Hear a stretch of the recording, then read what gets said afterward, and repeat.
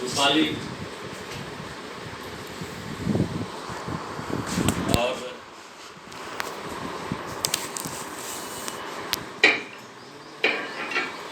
संचालन कर रही ऊर्जावान अंजलि।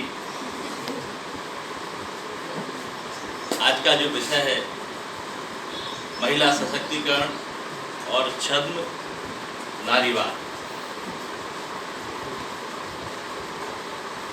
महिला सशक्तिकरण के संदर्भ में तो हम लोग सदा हमेशा ही चर्चा करते रहते हैं और मैंने बताया है कि महिलाओं के सामाजिक, राजनीतिक, आर्थिक और मनोवैज्ञानिक उत्कर्ष को ही हम महिला सशक्तिकरण कहते हैं। प्रश्न उठता है कि सशक्तिकरण शब्द आया क्यों? सशक्तिकरण मतलब किसी को मजबूत बनाना, सशक्त बनाना। इसका आशय यह हुआ कि महिला कहीं ना कहीं कमजोर है, अतः उसको मजबूत बनाने की आवश्यकता है। इसलिए ये अवधारणा प्रचलन में आई, महिला सशक्तिकरण। जब भी कभी हम महिलाओं का मूल्यांकन करते हैं तो एक ऊपर का हिस्सा, एक विजुअल फेस, एक देखने वाला समाज का हिस्सा, उसमें से हम आंक लेते हैं कि महिलाओं की दशा में सुधार हो रहा है, या महिलाएं अब आकाश में पहुंच गई हैं, या महिलाएं अब सेना में पहुंच गई हैं, या महिलाओं का प्रतिनिधित्व राजनीतिक संस्थाओं में काफ़ी हो गया है। लेकिन हम जमीन के जब नीचे जाते हैं, गांव में जाते हैं और वहाँ पर जाके देखते हैं तो ऐसा लगता है कि अभी भी महिलाएं उसी मध्यकालीन युग में जी रही हैं,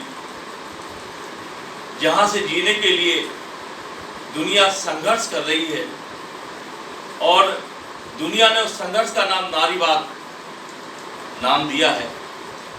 तो बहुत बड़ी तब्दीली हमें नहीं दिखलाई पड़ती है, बल्कि अब ऐसा भी लगता है मुझे कि नारियों के संबंधित प्रगति को लेके हमें दो फलक स्पष्ट समाज में दिखलाई देते हैं।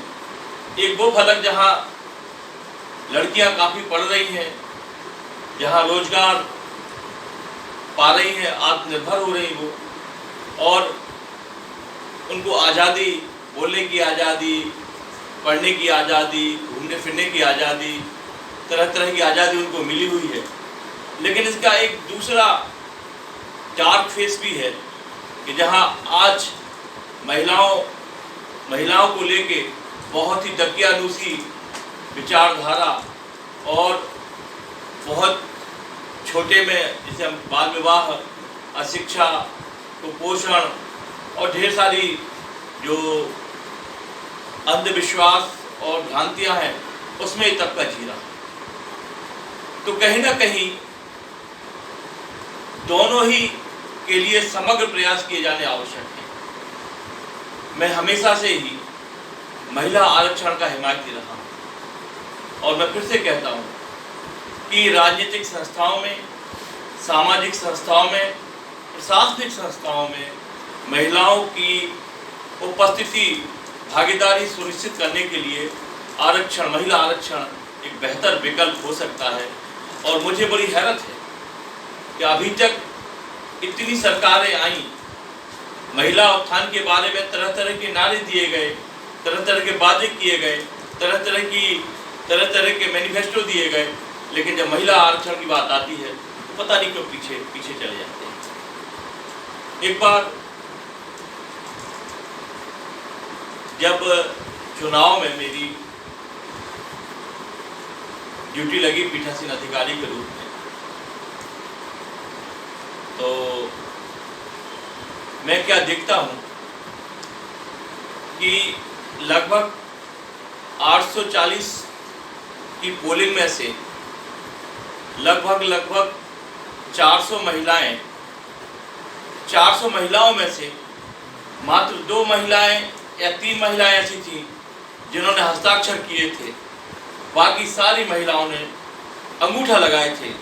वो शायद मेरे जीवन का बहुत ही हृदय विदारक दृश्य था कि हम कितने नारे दें, कितने शहर बना लें, कितनी बातें कर लें, मीडिया, सोशल मीडिया महिलाओं से कितना ही कुछ भी कर ले, लेकिन यदि ज़मीनी हकीकत देखना है तो वो लगभग 400 में से 398 महिलाएं जो अंगूठा लगा रही थी, वो शायद भारत की सबसे रियलिस्टिक जो दशा होगी महिलाओं की। और महिलाओं की दशा के लिए हमें बहुत ज़्यादा गंभीरता से सोचना होगा, समाज को सोचना होगा, राजनीतिक नेतृत्व को सोचना होगा, और ख़ासतौर पे जो नई जनरेशन है, नई पीढ़ी है, उस पर भी हमें बहुत ध्यान देना होगा। इसका दूसरा हिस्सा जो है छद्म नारीवाद, जिसको लेके तरह तरह के हमारे संशय बने हुए हैं। मैं आपको स्पष्ट कर दूँ कि नारीवाद नामक अवधारणा, फेमिनिज्म नामक अवधारणा, ये यूरोप की देन है।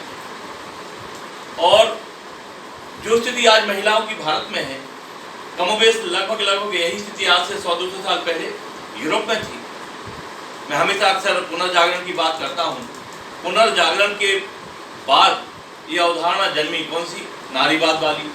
उसने नारीवाद की इस अवधारणा ने यूरोप की महिलाओं को बहुत ज़्यादा प्रमोट किया, बहुत ज़्यादा वहाँ के लोगों को स्वतंत्रता, वहाँ के लोगों को एक सोचने का नया नज़रिया दिया। और हम देखते हैं कि आज यूरोप और अमेरिका की महिला विमर्श बिल्कुल अलग हैं भारतीय महिला विमर्श की। उसकी वजह कहीं ना कहीं यूरोप का वो नारीवाद है, जिसने नारियों के हक के लिए बहुत ही प्रभावशाली आवाज़ उठाई। उसका प्रभाव निश्चित तौर पर दुनिया के अन्यत्र क्षेत्रों में भी हुआ, उसमें भारत भी एक था। भारत में भी नारीवाद को लेके आंदोलन चले, और इसमें कोई शक नहीं कि महिलाओं से संबंधित ढेर सारे सुधार, चाहे वो हमारे संविधान में हो, चाहे वो हमारी सरकारों के द्वारा हो, वो किए गए। उसका परिणाम भी अच्छा देखने को मिला। लेकिन दुनिया में नारीवाद के समानांतर एक और विचारधारा जो सामने आई, वो छद्म नारीवाद। छद्म नारीवाद से आशय हमारा है कि महिलाओं के संदर्भ में या महिलाओं के सरोकारों को नकारात्मक तरीके से प्रदर्शित किया जाना छद्म नारीवाद है। उदाहरण के लिए हम देखते हैं कि केवल पब्लिसिटी के लिए, केवल अपनी उपस्थिति दर्शाने के लिए, या केवल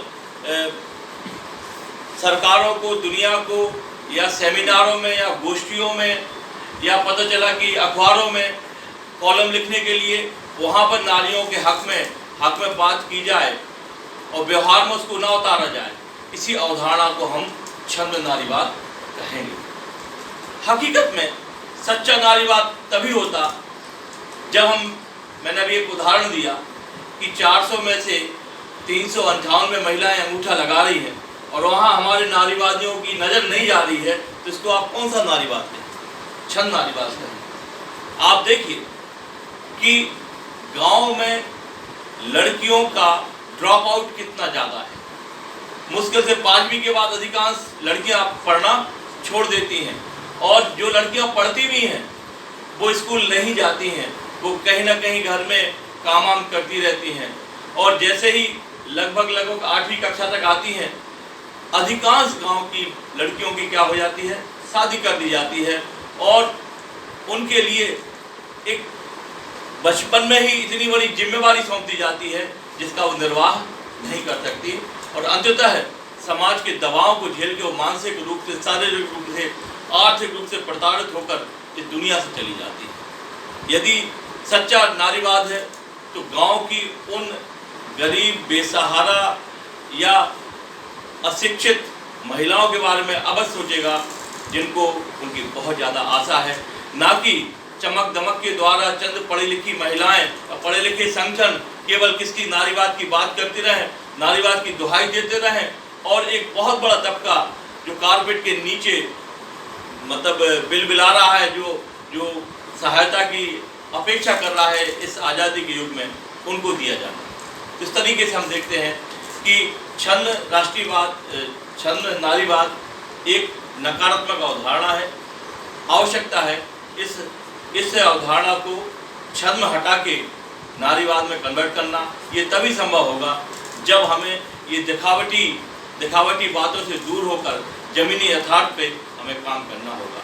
हमें चाहे हमारे राजनीतिज्ञ हों, चाहे हमारे समाजशास्त्री हों, चाहे हमारे अर्थशास्त्री हों, चाहे हमारे मनोविश्लेषक हों, सभी को इस तरफ ध्यान देना होगा कि एक समाज का बहुत बड़ा तबका जो दुनिया भर की जो तब्दीलियों से अलग होकर आज भी 15वीं-16वीं शताब्दी का जीवन काट रहा है, उनको मुख्य धारा में लाना हमारी पहली प्राथमिकता होनी चाहिए।